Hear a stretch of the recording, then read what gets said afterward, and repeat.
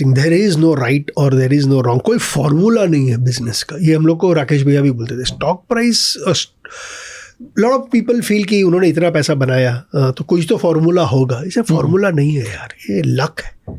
And वो luck को अलग तरह से डिफाइन करते थे। आप भैया की हमारी ऑफिस में आते थे ना रेयर में, तो आज भी है, वहाँ मंदिर है, is a big believer of God and elders.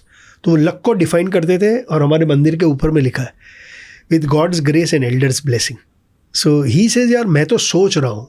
सो भैया का एक बहुत यूनिक चीज़ थी। सपोज आप भैया के फ्रेंड है, आप भैया का अपना रूम था, सारे टर्मिनल्स लगे हैं, वो देख रहे हैं, और आप आके बोलेंगे राकेश क्या लेने का है। एंड सपोज उस टाइम भैया लुपिन में इन्वेस्ट कर रहे हैं, ये रियल स्टोरी है, मैं तो लुपिन ले रहा हूँ, तेरे को लेना है ले ले, ओके आप जाके ले लोगे।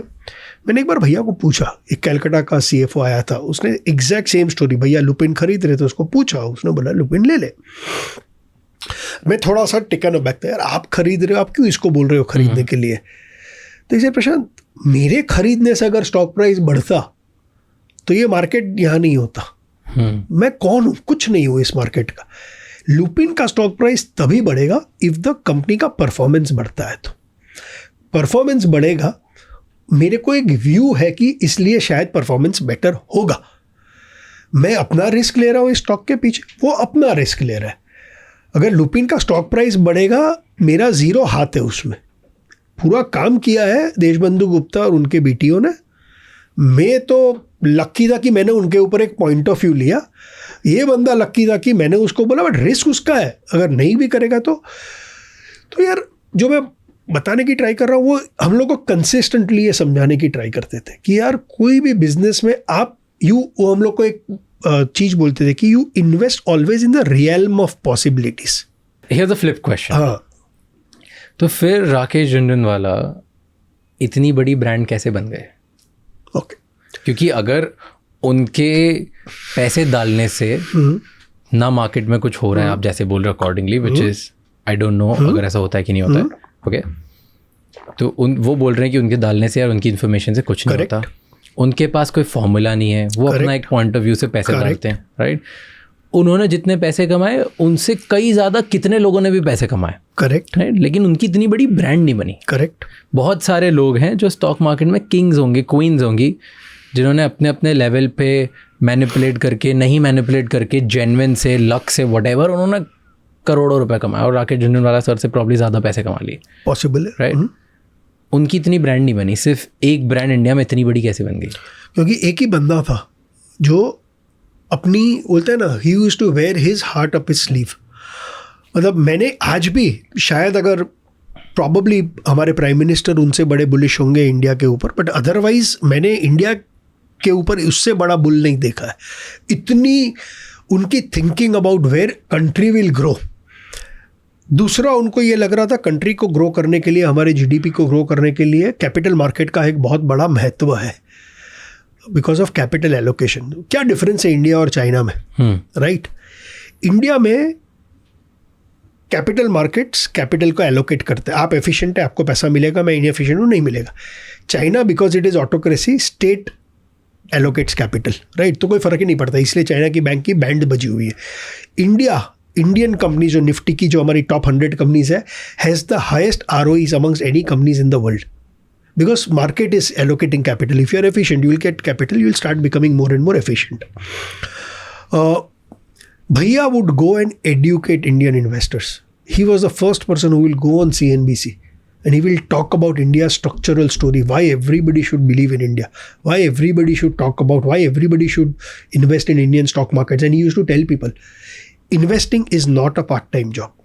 It's a full-time profession. तो ये टिप्स के पीछे मत भागो.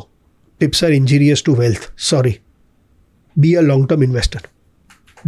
You don't invest your capital. Give it to mutual fund guys. वो professionals है, उनको आता है. Wealth कहाँ से बनी आपका क्वेश्चन, राइट? सो भैया के 2 बिजनेस मॉडल्स है. एक है ट्रेडिंग. ट्रेडिंग से उनका कैपिटल बनता था, उनकी वेल्थ बनी है इन्वेस्टिंग से. Amongst the very, very few people I have seen in my life who can build a wall between trading and अगर आप एंड इन्वेस्टिंग. अगर आप हमारी रेयर की ऑफिस में आएंगे तो हमारे 10 कमांडमेंट्स ऑफ ट्रेडिंग है भैया के और 10 कमांडमेंट्स ऑफ इन्वेस्टिंग है. They are not formulas, commandments हैं. सो जब वो ट्रेड करते हैं उनका माइंडसेट अलग होता है. वो कभी भी डे ट्रेडिंग नहीं करते, वो कभी भी वीक ट्रेडिंग नहीं करते हैं. वो निफ्टी आज नहीं लेते कल बेचने के लिए.